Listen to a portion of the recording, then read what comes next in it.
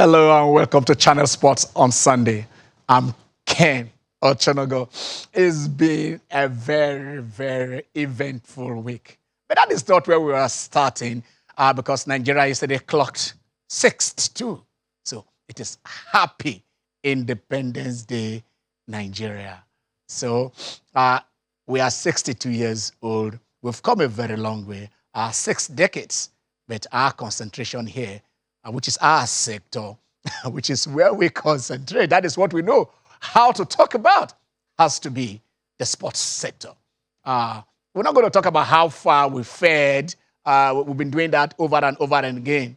Look back 62 years ago. How far have we gone? Where are we supposed to be? Where are we? You take that stock. You ask yourself, 62 years ago, how did we start? How has the journey been so far in all sectors of sports? Football, they say, is our king of sport. Who am I to disagree with that? Because coming to the show today, even on the expressway, the kids, I saw them knocking those fairlele, knocking the balls together. It tells you that you don't need an advert. You don't need to goad people to go and say, go and play football. It is natural. That instinct is there in us. It is our nature. It is the second part of us. It is in our DNA to play football. But then, how far have we risen? The male, the female, the youths, and all aspects of football. Ironically, it is the other sports that have been doing us proud. We have a world champion, a world record holder. It is not from football. Our first medal came from boxing, not football. Our first Olympic gold medal came from the long jump, not football. Of course, we did get gold also in '96, same year, but it came second, and it came by a team of 23, not a team of 1. But then football has taken us up there, and if we have to maintain it, then we have to get sanity, return sanity, and see how we can say this is an asset, not a liability, not a burden on the taxpayers of this country. That it should earn. It should be a cash cow. It should not be where all what we need, monies that we need elsewhere, we use it to satisfy our passion for football. In Benin yesterday, yes, we have a new team led by Ibrahim Gusau. He is the new henchman of the Nigerian football. So, in the next 4 years, he will paddle the canoe along with his executive committee members who were all elected, but apart from the Southeast zone. So, we shall look at the list and see if there is hope on the horizon for Nigerian football. And also, that yesterday, as that was happening, the Minister of Sports says, we have an interim management committee to handle the NPFL. The journey we started in 2012 is where we are back to. Will this second missionary journey reap fruit, reap the desired results for Nigerian football? That is left to be seen. But a journey, the second journey, has started. We will see. Because we are going to look at the terms of reference of the first IMC and see when they did cover the next one for this one, if it is going to be the same thing as that one, or if the circumstances have changed, then maybe you add or subtract. But the thing is, they are trying to see. Because in the other terms of reference, when you look at it, there was item 4, which says, arrange the team, get their status back in place, knock off all areas of contention, and then let them organize an election for themselves and give them back their football. Will that be the same template that they are giving to this new IMC? So, today in England, it will be the Manchester Derby, or it will be the Haaland debut, and let's see if that 4 wins in a trot for United will continue. Lewandowski is doing what he knows how to do, scoring, and that has catapulted Barcelona to the top of the La Liga. So, we'll talk football, we'll talk World Cup. But let us start by wishing Nigeria happy Independence Day, as is done by Everton. Can we take the tweet from Everton? That is Everton wishing Nigeria a happy Independence Day. And it was a happy day for Everton. Let me tell you guys this. When you wish Nigeria well, you will repeat. It is the reward comes almost immediately, because Everton won at Southampton after wishing Nigeria a happy Independence Day. And when you look at that tweet, you will see Dan Debula Mokachi, the man who won the FA Cup with Everton. When you look at that tweet, you will see, of course, Iwobi is at the forefront, but somewhere along the line, you are going to see Joseph Yobo. You are going to see then that they are there. And these are the guys the Nigerians who have won the Everton colours. So they've all won it with pride. Joseph Yobo did that. Amokachi did that. Iwobi is doing it. I can also see Anichebe somewhere. And then who will forget the Yak? These guys have all done well for Nigeria, playing for Everton. So Everton says, happy 62nd Independence Day for Nigeria. And Nigerian luck rubbed off on Everton, and they went away and won. So let us say it here again and again. It is happy 62 years of existence as an independent nation. Last week, we started the countdown, and it was 56 days to Qatar. Yeah, Qatar 22 World Cup, and that is the Winter World Cup. So this time around, knock 7 out of it, and yes, it is 49 days to go. Nigeria will not be there, but Africa will be there. And then there is a Nigerian who is there. So let's see. Let's just take this from Sunday Ogochukwu Olise as we do our countdown. And that is it. He says, and read that tweet, he said, extremely honored to have been appointed by FIFA as a technical expert for the FIFA World Cup in Qatar, in privileged company of Sir Arsene Wenger, Jürgen Klinsmann, and 3 others. Work started last night. Qatar 2022 is looking great and ready. So you can see the beautiful sights and sound. Well, okay, the sound are not there in the tweet, but you can see the sights right there. Sunday, Ogochukwu Olise, former captain of the Super Eagles, a World Cup. He won the World Cup twice. He was in 94. He was there in 98. He won the AFCON in 94. He won the Olympic gold in 1996. He also captained the Super Eagles and coached the Super Eagles. And FIFA says, Sonny, you are good enough to be part of the technical experts, at the World Cup. This is not the first time he's doing it. He was there in 2014, and the FIFA says, you are good enough to be there. Nigeria Super Eagles may not be there, but Sunday, Ogochukwu Olise is there. He's there already. The World Cup starts November 20th, but Sunday is there already, representing Nigeria, raising our flag among the eggheads. And he said, I am in company of Arsene Wenger. And there is also one, Jürgen Klinsmann. Remember, he captained and also coached the German national team. So that is eggheads identified by the best heads in the world and say, come together and study. They're going to study every match, and at the end of the competition, they will come out with their technical report. That is the experts' report. What did the experts see? And Sonny's signature will be there. What a proud moment for him and for Nigeria, our nation. So let's go back to Benin and let's get the list of those who were newly elected. But before then, there were a lot of shenanigans, I tell you, because there was a court case hanging brought in by the Players Union, which says, we are not represented. You called us to a meeting. We were all there together. You gave your words. You said, remove the case from the court, and then we shall include you, increase your number. And that was not done. So went back to the court, got an injunction stopping the election.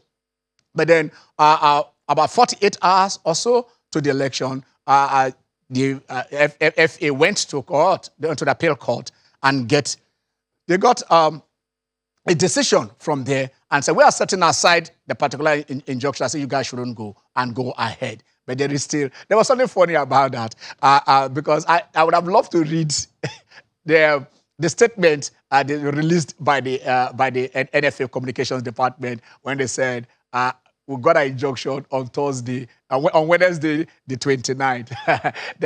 there was something there. It was comical. But then at this election, it has come with a lot of stories.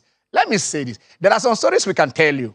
There are some we can actually tell you, but not all of them. But before we give you the list, I will get this ready. Let us see if we can take a reaction first and foremost. I think in that Peter side was one of those contestants. He was a former goalkeeper for Nigeria. He kept for Nigeria. So, he's we call them the ex-internationals. So he's an international. And then he said they went there. Remember that the 11 contestants, and I don't know if the other two that were disqualified, if they funded their money for them, they all paid 400,000 naira each to obtain the form. Okay, here is the list.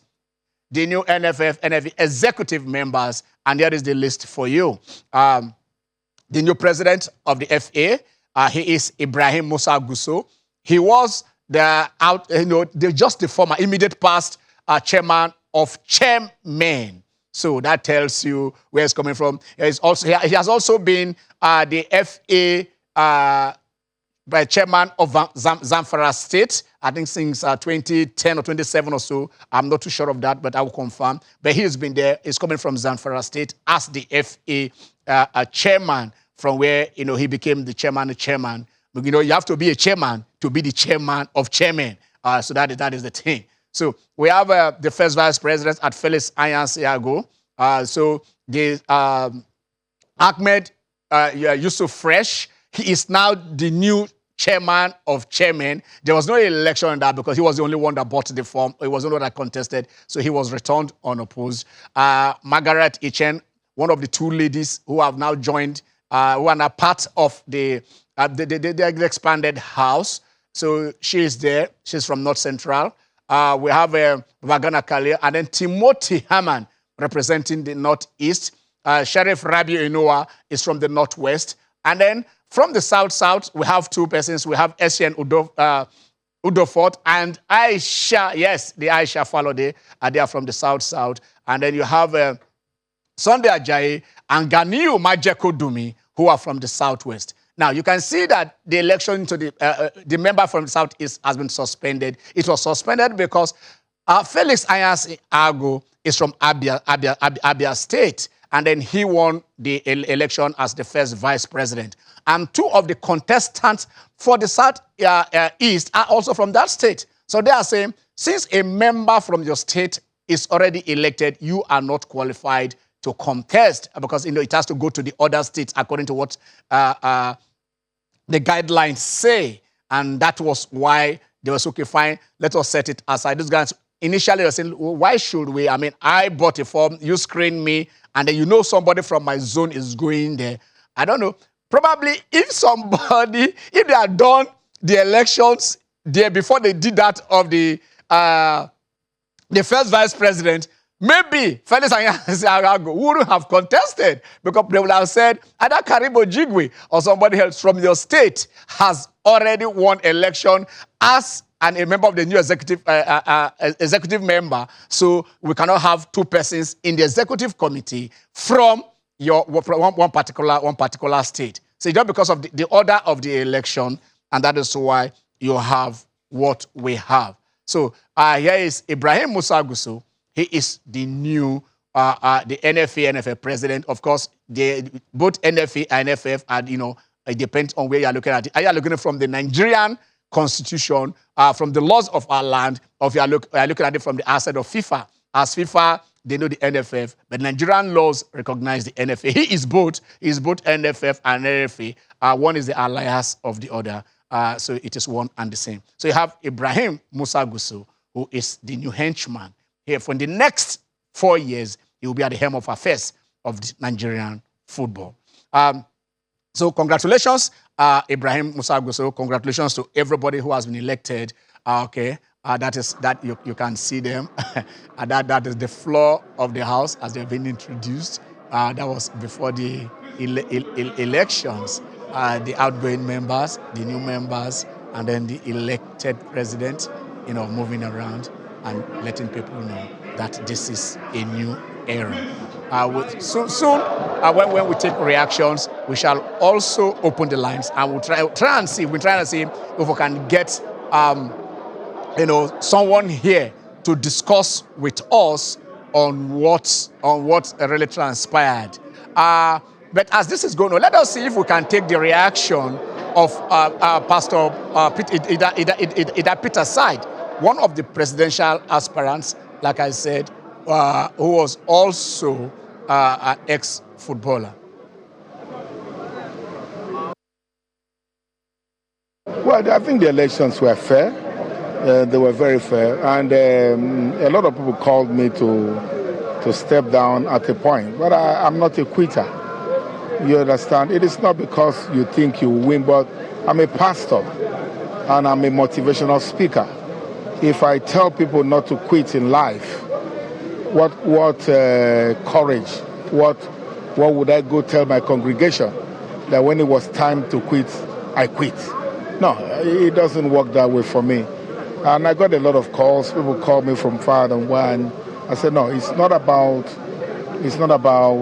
this election. It's about principles. And I'm not a quitter, so I just refuse to quit. Emphasis should be on football development, which possibly you might not see. So I don't want to bore you. Today is the day where we definitely will have to contend with the new leadership. I've made my pledge. Whoever wins, I'm going to support him 100%. I'm going to intervene when invited or when necessary. But like I said, I will not interfere in his running of his activities because I am too busy. Okay. All right. Okay. That is what we're saying. You heard him. He is the former president of the Nigerian Football Association, alias NFF, Nigerian Football Federation. But right now, we have a new era. We have the man from Zamfara who is now paddling. He's at the helm of affairs, like I said earlier. But then, Okwe is in the house. Okwe Miajala, Okwe, how are you? Yeah, thanks, Ken, for having me. A new era. We saw Amaju Pinnick there with his FIFA-crested... He's a FIFA member. He's a FIFA executive blazer in the NFF function. But again, how will Amaju be remembered, or Amaju's period be remembered? And Ken, I want to tell you, in 20 years' time, nobody will remember this period because it was a lackluster period, no highlights. So in the next 20 years, we can still remember Okumu. We can still remember Sanitorio. But this board in the next 20 years will have been a dot in the history of Nigerian football. But they said they have their achievements. Ken, the focus of this board unmistakably was the national team. And this, in all sincerity, since 85, when the Green Eagles were dubbed Papa Eagles, before we now became Super Eagles, this has been the wilderness period for the national teams. Talk about we had 2 Olympics during this board. Falcons, the giant of Africa, were missing from the 2 Olympics. They were not in Rio, they were not in Tokyo. Talk about the under-17, under-21 team, consistently were missing tournament. And now, this was the focus of the administration, because from all intent and purpose, we always suspend our league for the World Cup, when even the hosting nation, their leagues were running. So okay, just hold it there. We want to go on a very short break. When we come back, Okwe is here. We are going to open the lines and tell us your assessment of the past board and your expectation of the new board. Stay with us.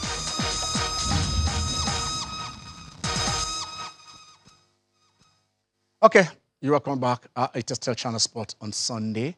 We're still trying to see if we can connect with our guests on the show. And we do hope to do that in the next few minutes. But we'll also try to see if we can open the lines earlier. Last week, we promised you that you will join the show. So we'll be doing that now. Are you guys, to join, be part of the show? Some of you have our numbers. Later on, you'll soon see the number right on the screen so that you can join and let us give us an assessment of the past 8 years of the FA, and then also what your expectations of the new board that has, that have just been elected in Benin in the past few hours, and also any other thing. Like we say, we don't put you down here. There are no limits to what your contributions can be. We don't gag you.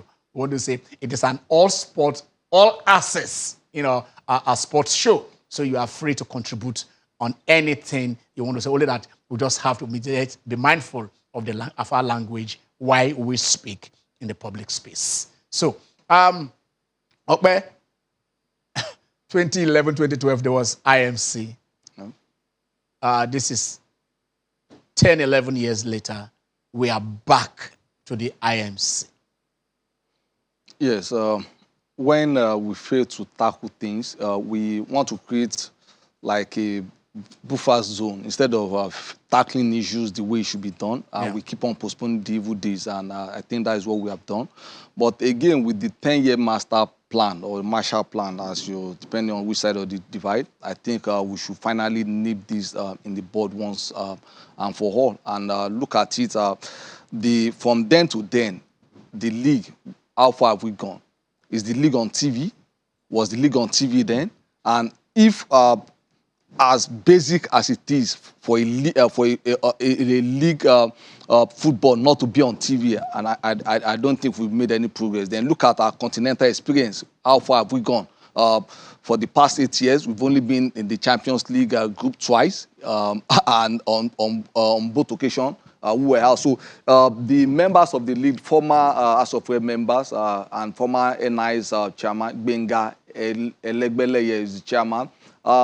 Paul Bassi, whether Paul Bassi is the vice chairman, is coming from the Club Owner Association. Then David Sionwumi, who was the former CEO of the LMC, is the head of operations. So we've not actually upset the apple cart.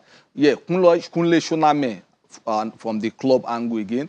Daniel Amokashi, the SSA to the Mr. President on sport.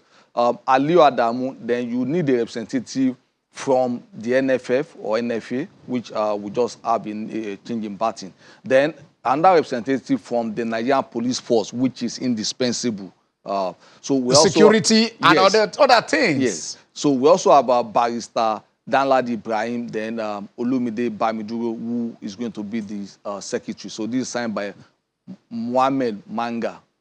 We used to have a Manga Mohammed or Blessed Memory. So he's the director the speed star. Yeah, the director of press and public relations. Yeah.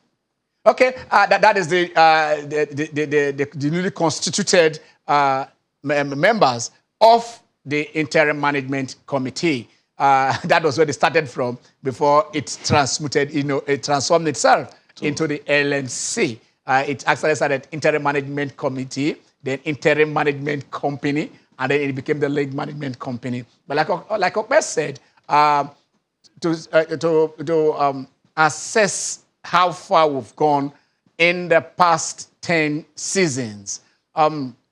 Okay, this was the terms of reference of the LMC when it was considered in 2011-2012. You understand? They were supposed to organize the 2012-2013 league season, review all contractual obligations of the NPL, including TV and title sponsorship rights, develop strategy and facilitate the reform of the league towards profitability, I doubt. Review existing rules and guidelines in the election into the election, which is key, which is the main reason they brought them in. Into the NPL board. Develop new standards for players' contract and welfare. Any other relevant matters the committee may deem necessary. Now, let's leave these terms of reference for some time and let's just look at it. They said, organize the league. Review all contractual obligations of the NPL, including TV and sponsorship rights. By the time this IMC came in, the league was on TV. They were receiving about 8.4 million every year from the sponsors, from television rights. $8.4 million, not naira.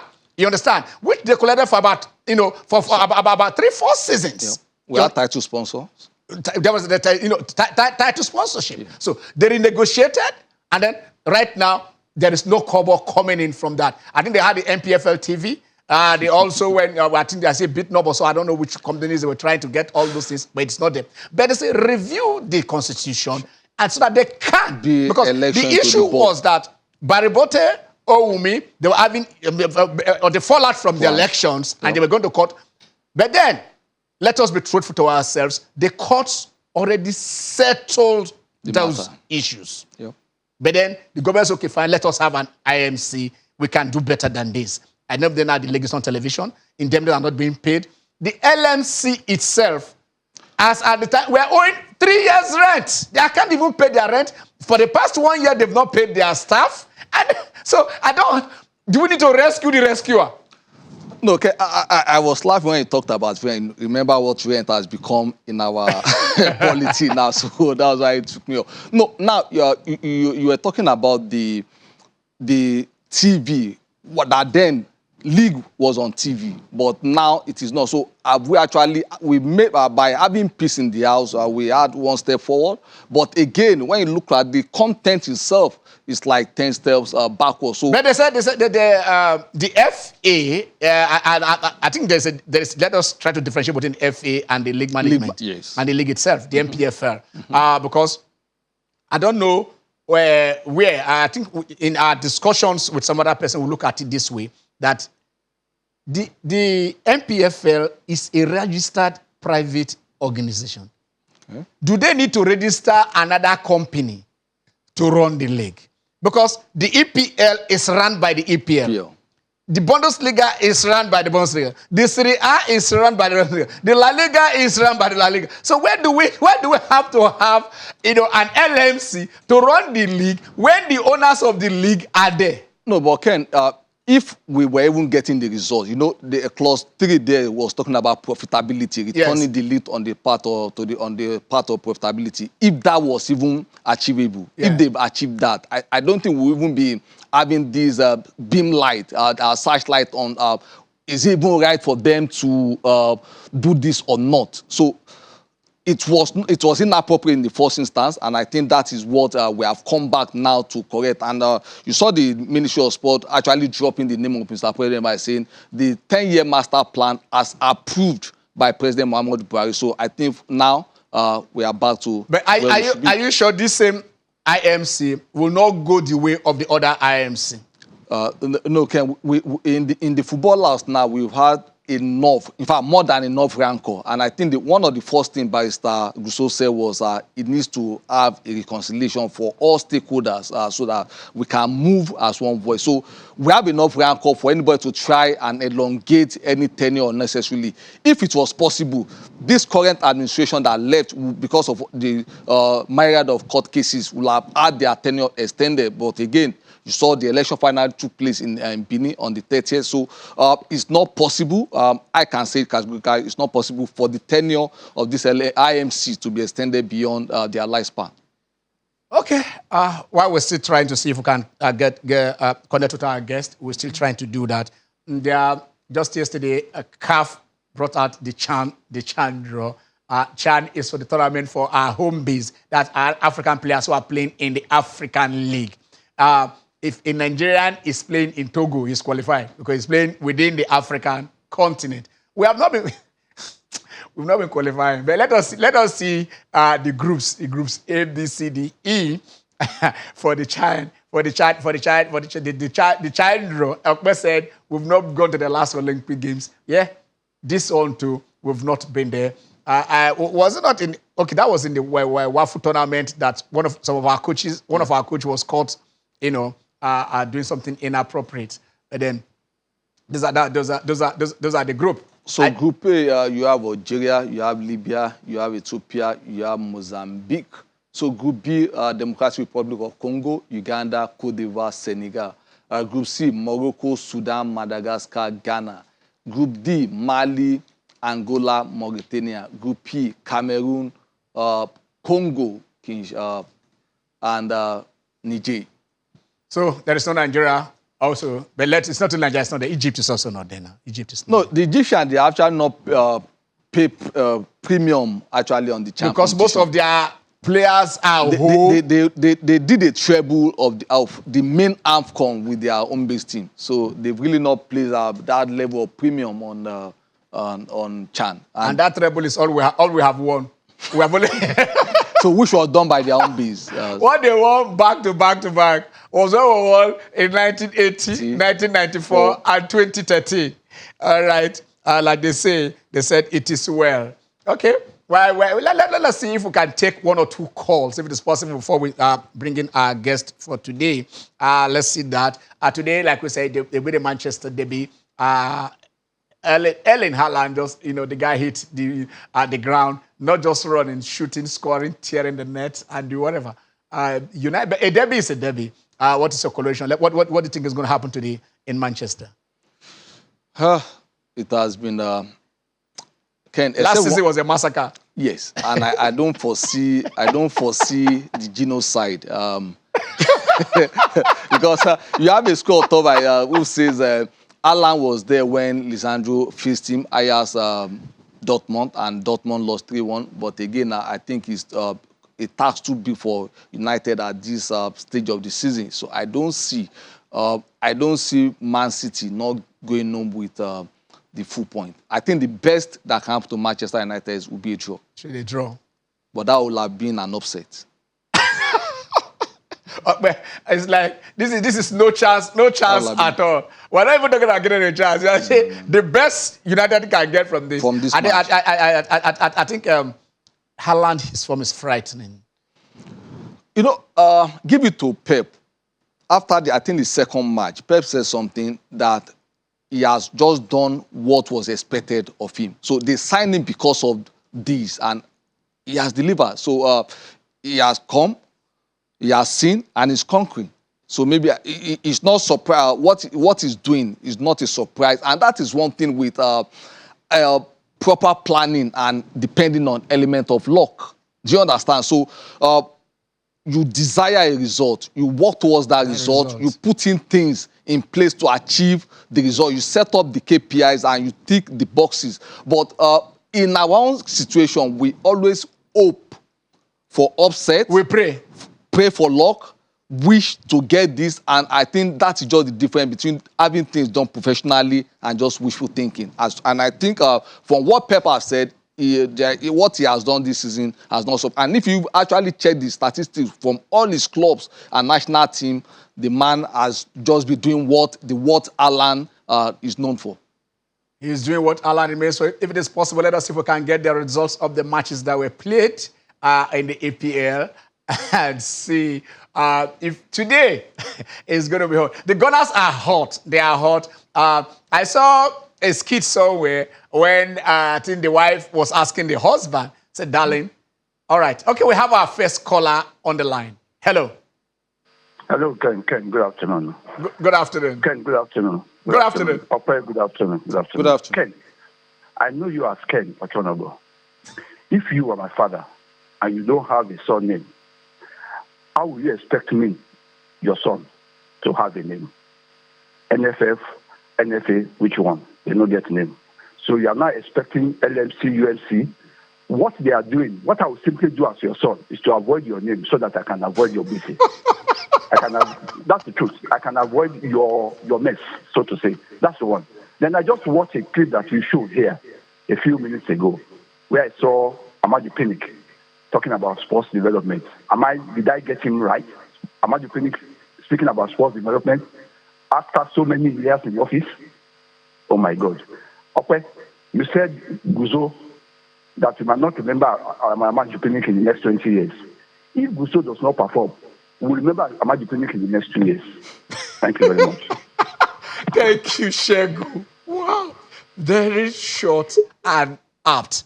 He said, if Gusau does not perform, in the next 2 years, we'll remember the tenure of Amaju Pinnick with nostalgia.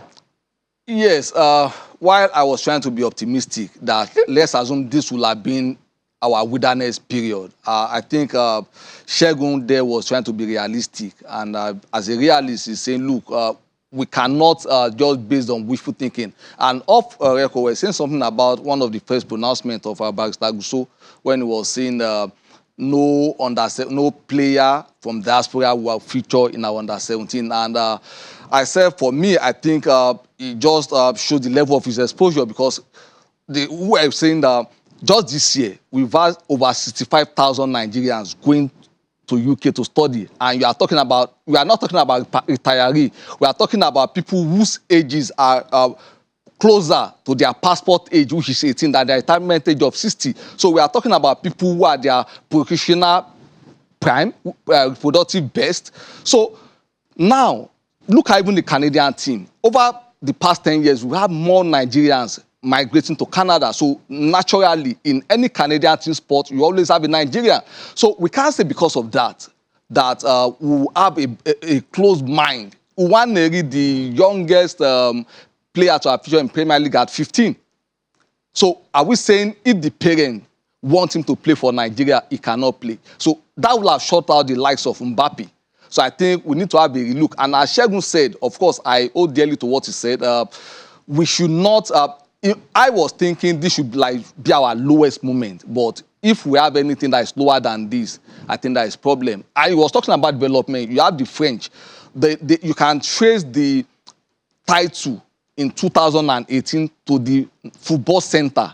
Even the English now coming persistently to semi-final and final. Let's see if we can join. Is it possible if we can join with our guest away and see if we're ready? Can you guys just let us know if we can have our guest in? All right, we're still trying to do that connection. But okay, I think we have our guest on the line.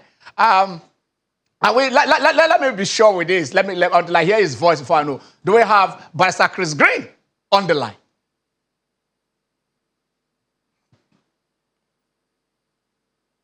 Hello.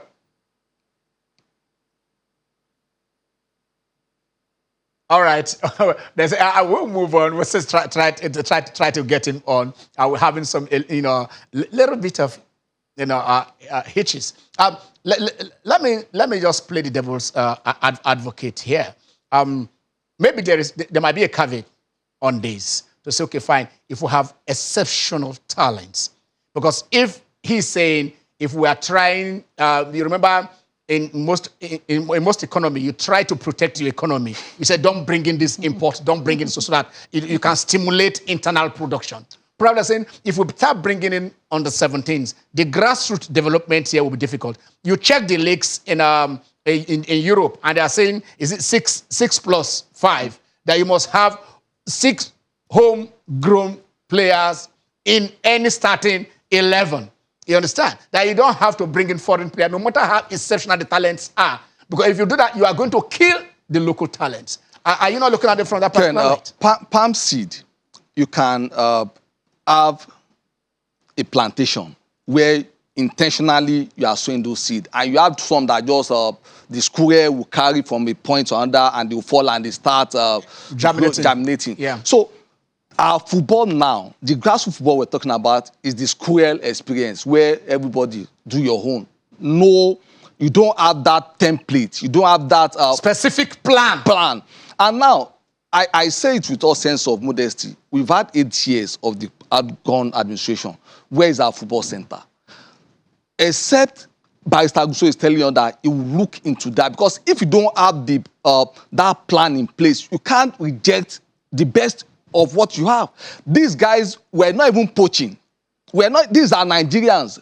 Tomorrow it could be me, yourself or myself. So these are Nigerians, and I don't think they've committed any crime, because what we even get in the remittances from the diaspora, can our economy survive without it? So we can't gain from them and say their children will not become outcasts.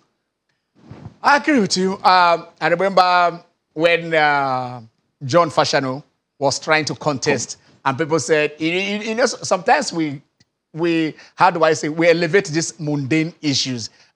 When he was invited to come and play for Nigeria, he didn't play. Why would he come and contest? You get it? And the guy said, I was invited. I came in. He was on the bench.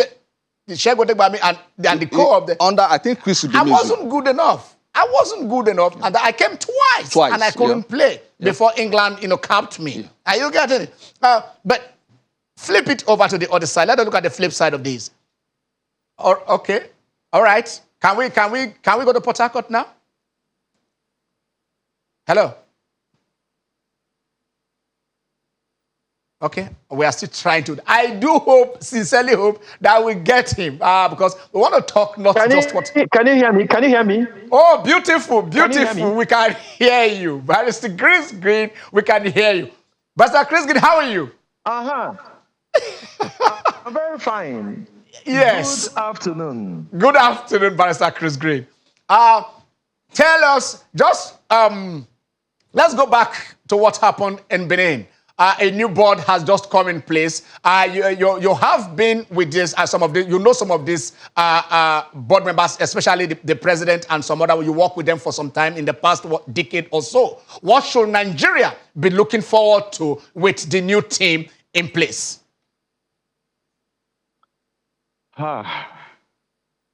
It's difficult to say for now. It's really, really difficult to say because from my experience, I think a lot has gone bad. And if you want to do something now, it will take a whole lot. I don't envy Ibrahim Gusau.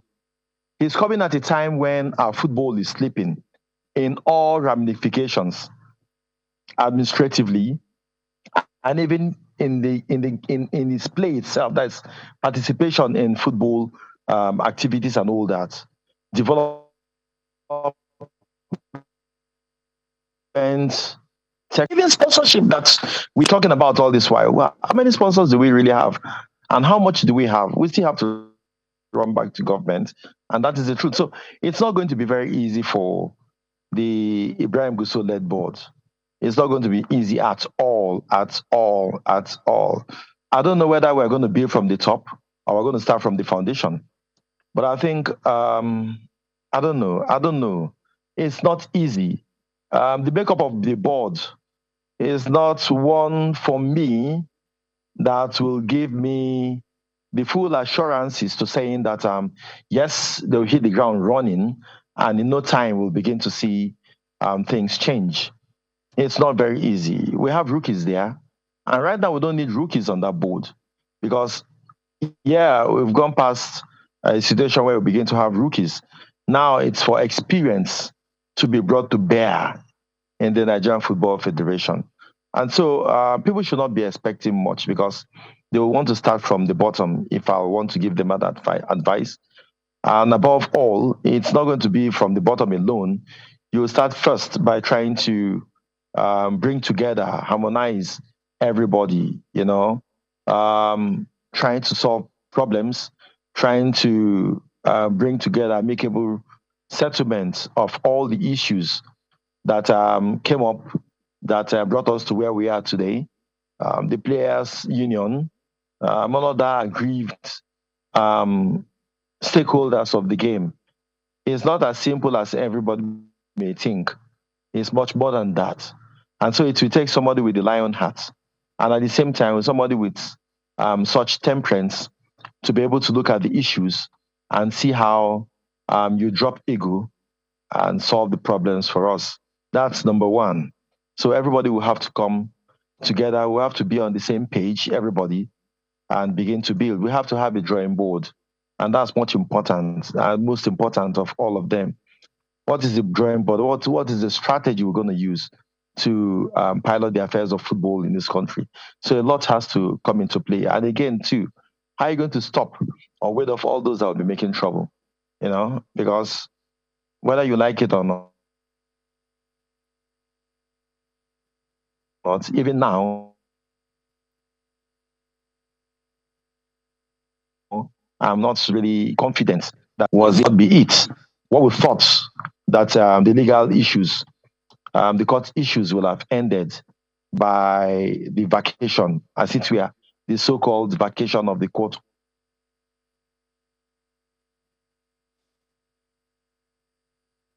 order, which allowed for the elections to also say Okay. There are a lot of banana peels on the way. So it's All not going to be right. very easy now. Let us go on just a minute break, and we'll come back and and continue with the questions.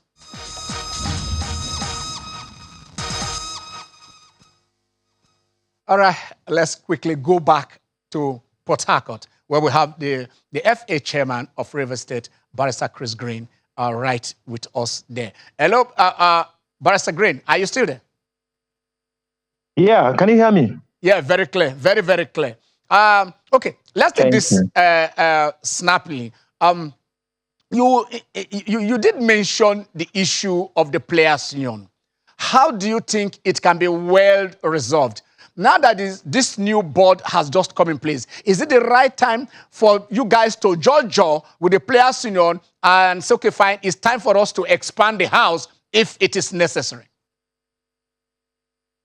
Well, I think Ibrahim Gusau should run his program. He shouldn't run another person's program. That's first and foremost. And you should see it from the perspective of an all-inclusive governance for football.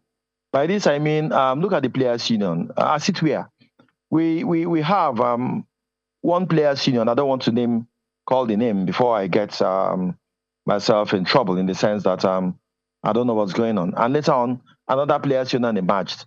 And I'm sure that second players' union that emerged came as a result of politicking and then trying to upset the apple cart and then get things confused. And so you get the players' union, which hitherto were not even together. But before the tail end of this administration, I think they got together and they became one. And so why divide them? Because of selfish interests. And that's what is killing us in football in this country. We didn't need to do that. And that is what have led to all of these problems we are talking about. So you look at them, have a parley with them, you understand? Get everybody to sitting with you on the same table. I led a group of persons, a group of concerned and very eminent football stakeholders, which we called ourselves the like minds, to even getting these guys to withdrawing their cases from the various courts, which they actually did. We got into an agreement and understanding with them. But again, all of a sudden, things went awry when certain things didn't happen. So what do you expect? And so if anybody is very sensible, if the headship is following the things going on now, he should look at them, call them, open his doors for them, and look at the issues they have, try and settle the issues, and we get on with our problem, with our football. This is not helping our football. Even the election itself, I'm still hearing that a lot didn't go down well, in the sense that there's one group of persons saying that the whole thing is like some concocted thing, which an underarm thing to making the elections go without even getting a proper order of court and all that. There are inconsistencies in dates, whereas the chairman of the Electoral Committee of the Nigerian Football Federation was saying that on the 28th, everything was done and dusted. Got papers from court. On the 29th, we are reading an enrollment order, which says that that was the day the court sat and took that decision. You can see the inconsistency. All of these things bring about trouble. So as a lawyer, let me ask you this.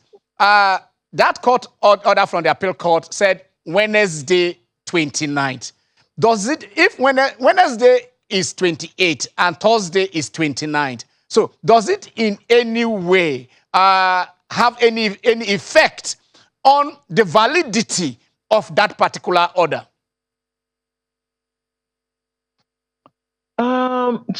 It's a technical problem. Technical in the sense that how could you have vacated an order before it was vacated? That's very key to what we're saying. If the order was not vacated before you said the order was vacated, then where did you get that order from? And so if it was vacated on the day of the election, that's the 29th, sorry, on the 30th, or if it was vacated on the 29th, yes, then I can't understand.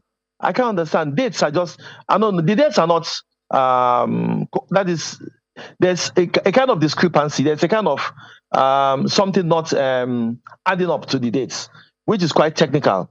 And to a very large extent, it can affect the how will I call it? How will I call it? I don't know. It can affect the election somehow. It can. Okay. All right. Let's rest that because we have to push this. I need to have a lot of questions. I wouldn't start on time.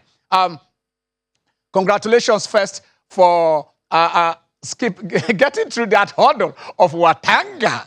But then there is this very big obstacle in front, the defending champions of the CAF Champions League, Rivers United. Nigeria, I mentioned there that in the past 10 years, we don't know how many times our teams have gotten to the, only twice, into the group stages of the CAF Champions League. And I don't envy you and your team.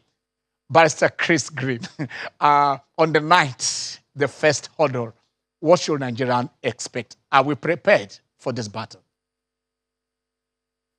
Of course, we're preparing, and by the night, we'll be fully prepared for the game. As we're thinking over Wydad of Casablanca, Morocco, so is Wydad thinking of Rivers United or Port Harcourt, Nigeria. And so it's a game of two champions. And I can tell you what, we'll give it our best, our very best. We respect them. We respect them very seriously. But we're not scared of them. It's football, 11-11. Okay. I think that is sweet enough. You also double as the Commissioner for Sport in Rivers State. Do you have enough time for other sports apart from football? Plenty of time. I'm not commissioner for football. I'm commissioner for sports. And I'm sure if you've been following events in Rivers State, you'll find out that we've been touching other sports associations as it were. And we're doing our level best to making sure that we get them to where we want them to be. Yes, it's like starting all over again. The foundation is being laid. And I can tell you what, we're not leaving any stone unturned to turning Rivers State the hub of sports in Nigeria. Now, of course, we have gotten an approval, from His Excellency for us to participate in the next, in the coming National Sports Festival holding in Delta State. So we're going to give it our all. I can tell you that for eliminations, we're going for the zonal eliminations in Akwa Ibom State on Tuesday. That's the game events. And I can tell you what, that they were prepared, well motivated, and they're going to go there and do their best. Of course, ours is we have a program, a policy of the short, medium, and long-term stuff. We're catching them young from the hinter areas, that's hinterland grassroots, and nurture them through the tertiary institutions and get them to where they rightly belong at the senior level, which is going to be a long-term team. And so everywhere is agog now. Everybody's working. The coaches are working. Everybody working to making sure we're giving equal attention to every sport in Rivers State. Equal attention. It's a marching order from His Excellency, the Governor of Rivers State, that we should give equal attention and make the youths enjoy what he wants to give to them or what is given to them as it were. So they are here. They are putting all their God-gifted talents to sports. And I can tell you what, sports can take you to anywhere you want to go to on earth. And so they are embracing it and everybody is very happy. Basketball is doing very well. Athletes have started to run and burn the tracks. They're all physical and what they compact games are on. Swimming is on. Everything is on. We're preparing for the National Sports Festival. Okay, Okpe has a question for you. Hello, Barrister. You talked about giving all sport equal opportunity, but you discovered that the partnership signed with Real Madrid was only for football. However, Real Madrid also encompasses other team sports. So I want to confirm, one, there are two questions. One, what is the position, the status of that partnership with Real Madrid? And secondly, what are we thinking of expanding this to other sports for the benefit of other athletes in Rivers State? Well, Real Madrid Football Academy has an agreement, signed a franchise with the Real Madrid Foundation in Spain. And if you must know, the Real Madrid Foundation in Spain predominantly does football training, football academy, and nothing more.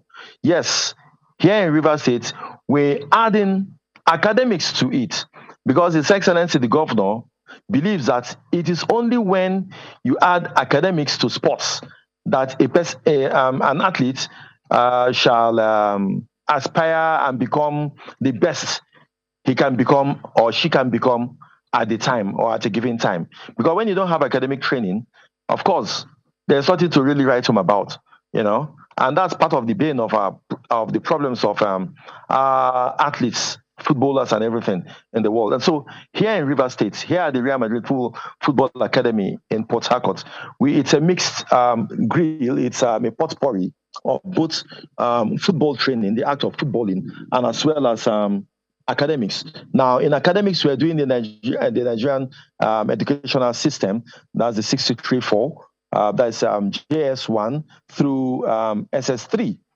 That's in the meantime. And we also have vocational courses like refrigeration, electronics. We also have ICT and all such other things, because we believe that when you finish playing football, when you also finish in your academics there at the Real Madrid Football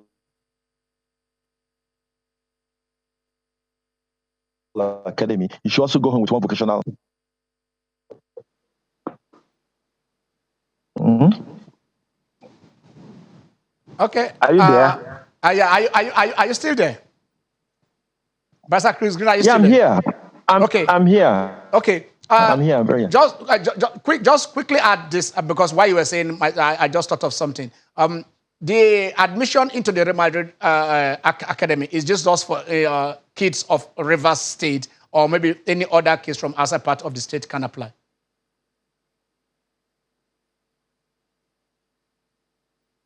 I lost you in a bit. I said, is admission into the academy open to other children from outside River State, or it is only for River State kids?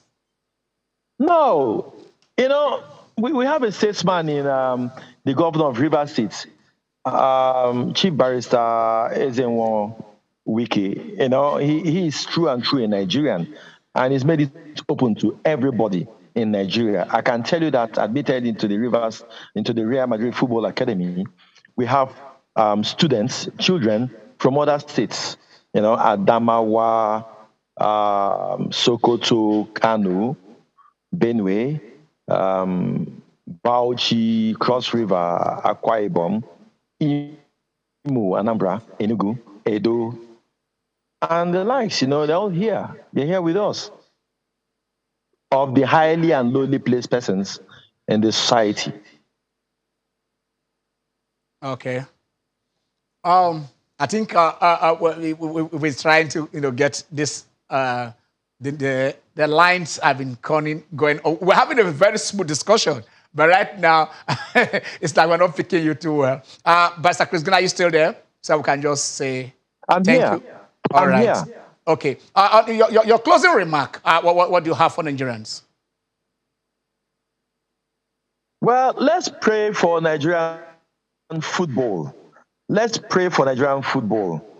I want to commend the Honorable Minister for Sports, Mr.